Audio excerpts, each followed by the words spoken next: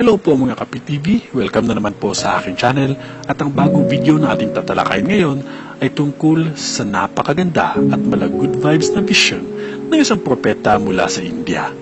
At ayon sa kanya, sinabi sa kanya ng ating Panginoon kung paano babahain ng biyaya ang bansang Pilipinas.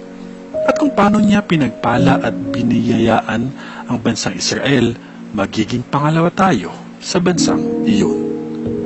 Pero bago po natin simulan ay pakiclick like, subscribe, and hit the notification bell para maging updated palagi.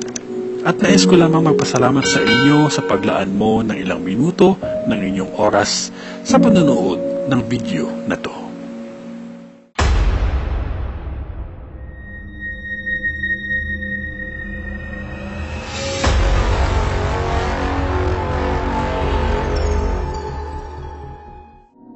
So sino nga ba si Sadhu Sundar Selvaraj? Si Sundar ay pinanganak noong March 17, 1962 sa isang katolikong pamilya. Meron siyang 3 nakababatang kapatid. Naging pari ang kanyang ama nung siya ay 7 taong gulang pa lamang. Nung siya ay 16 na taong gulang ay dumalo siya sa isang pagtitipon. Inanyayahan ang sino mang may gusto na matanggap ang banal na si Jesucristo, pero nilabanan ito ni Sadhu na pumunta sa gitna. At laking gulat lamang niya nang may nadinig siyang boses na may sabing, "Ako ang totoong Panginoon.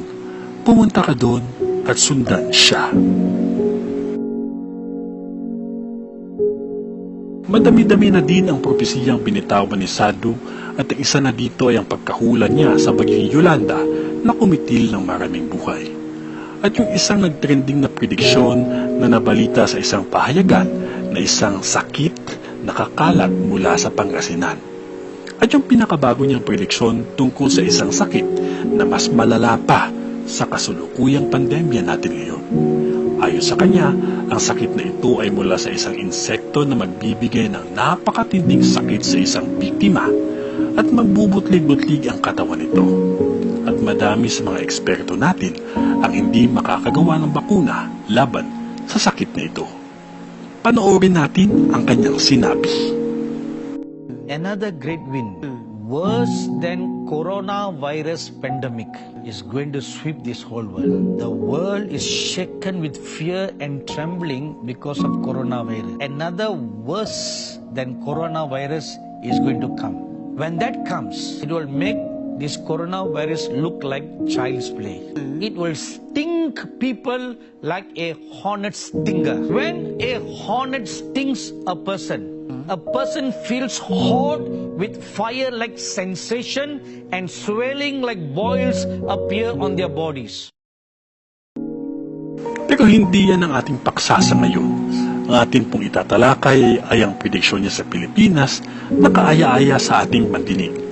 Sa kasulukuyang pandemya ngayon, nararapat lamang na ating mapakinggan ay mga good news, mga kwentang masaya at puno ng pag-asa para tayo ay mabuhayan ng loob at magpatuloy sa hamon ng buhay. Ayon kay Sadhu, makakamit ng Pilipinas ang matagal na nating ninanais na maging masaya, punong-puno ng biyaya at kasaganahan sa buhay sa tulong ng ating Panginoong Jesucristo. Sabi niya, walang salitang makakapaglarawan kung paano tayo itataas ng Diyos na para bang magiging pagmumulan tayo ng ilaw sa buong mundo. Kaya inaanyayahan niya ang lahat na tulungan ang lahat ng mga Pilipino na marinig ang salita ng Diyos na lubos-lubos na biyayang dala nito para sa Pilipinas. At ang sunod na inyong matutunghayan ay galing mismo kay Sadhu noong August 9, 2013 sa Lancaster, California. Pakinggan po natin. 10 days ago, on 1st August, the 8th channel to the Far East. Far East primarily targeting the Philippines. So only one person, one Filipino must be so excited.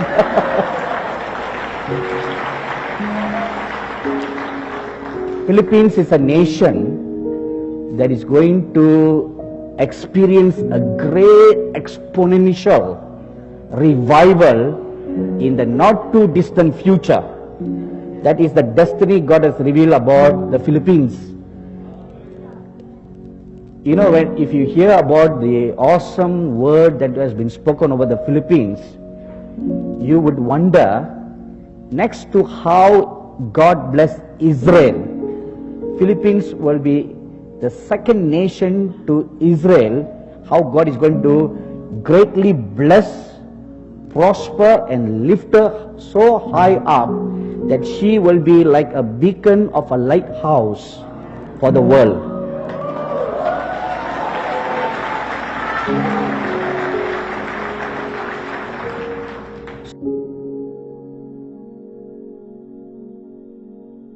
At yun po ang napakagandang balita na hatid sa atin ng Panginoong Diyos. Para po sa akin, wala naman pong mawawala kung tayo ay maniwala. At wala naman pong masama sa sinabi niya. Sa makatuwid, ang kanyang mga sinabi ay nagbibigay ng motibasyon sa ating lahat na higit na mas kinakailangan sa kasalukuyan nating dinaranas ngayon sa pandemya. Magdasal lamang po tayong lahat ng time team, nagabayan tayo ng Diyos sa pang-araw-araw nating pamumuhay at iadya tayo sa lahat ng kapahamakan. Hanggang dito na lang po ang ating video. Maraming salamat po sa panonood mga ka-PTV. Mabuhay po kayo.